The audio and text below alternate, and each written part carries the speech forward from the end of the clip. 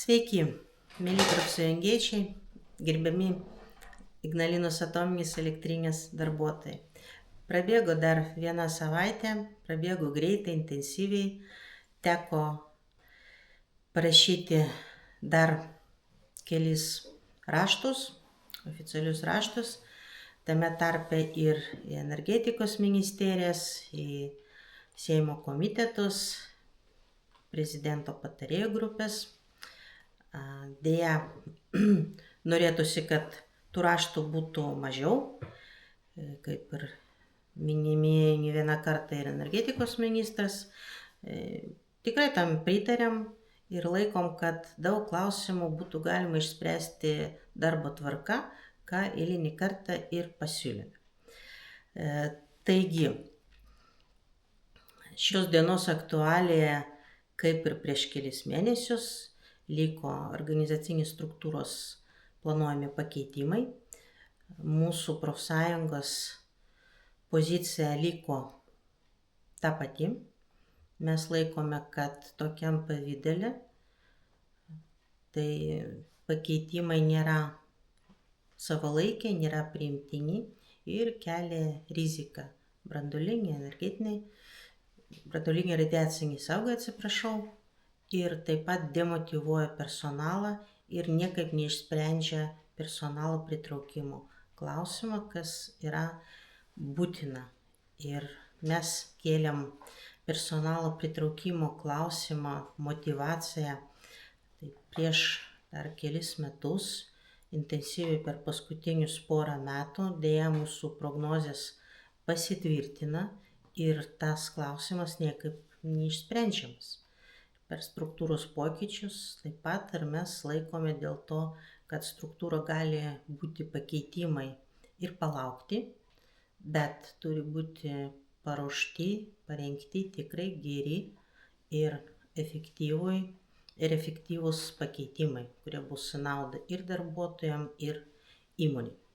Šiai dienai to pasakyti negalim ir taip pat raginam ir darbdavį sėsti prie derybų stalo ir ieškoti sprendimų. Mes pasiūlymų konkrečių turime. Iki lapkričio mėnesio, kaip mus patikino valdyba, įmonė turėjo pateikti personalo valdymo planą. Tai yra žmogiškų išteklių valdymo planą, ką mes vadinam personalo strategija, kaip pavadinsi, taip nepagadinsi. Tai šiai dienai, jeigu įmonė mato, kad personalo klausimą galima išspręsti eilinį kartą panaikinus neužimtus tuščius etatus, mes manome, kad tai bus eilinė klaida, bet šį kartą ta klaida bus žalinga, ypatingai žalinga šiandien. Todėl, kad personalas ir taip perkrautas, demotyvuotas, reiškia žmonės bus perkrauti dar labiau demotyvuoti. O tai tiesiogiai įtakoja darbų saugą, žmonių saugą, sveikatą. Ir žaisti tokiais dalykais negalima. Tai savo ruožtu lygiai taip pat didina ir nelaimingų atsitikimų riziką, kas tokiam strateginiam objekte, vykdant tokį projektą, yra nepriimtina. Ir tai, žinoma, susieta su darbo užmokesčio dydžiu. Tai pagrindinė motyvacija. Sakyti, kad darbo užmokestis motyvuoja tik pirmus 3 mėnesius, manome, kad kalbant apie mūsų įmonė atlyginimo dydžius,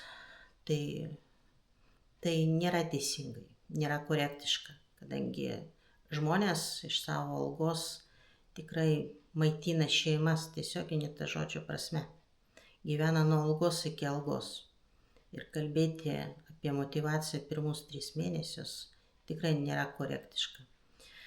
Ir mes manome, kad labai gerai, kad šiais metais pavyko su darbdaviu susitarti, kad baziniai atlyginimai darbuotojams būtų peržiūrėti ne nuo Liepos 1, bet nuo balandžio mėnesio.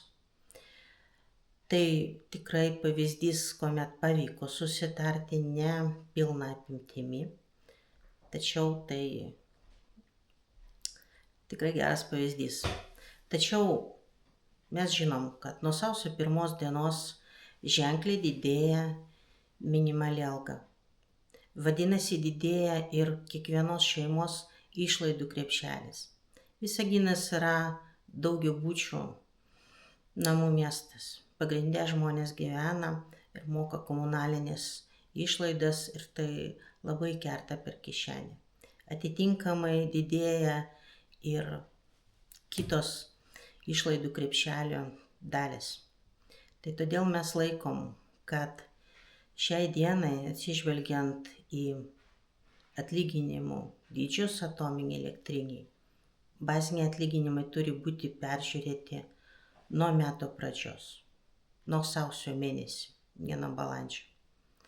Todėl mes tikrai raginam darbdavį, valdybą, nedelsiant sėsti prie derybų stalo ir ieškoti bendrų sprendimų.